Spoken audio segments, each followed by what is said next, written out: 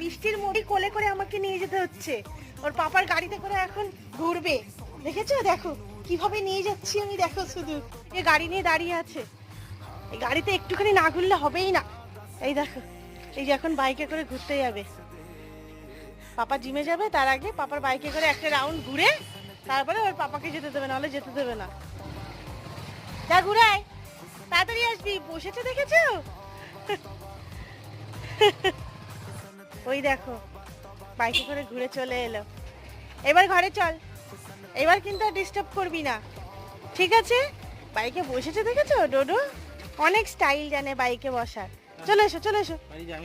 হ্যাঁ, এসে আবার ঘুরবে। হ্যাঁ, চলে এসো, চলো।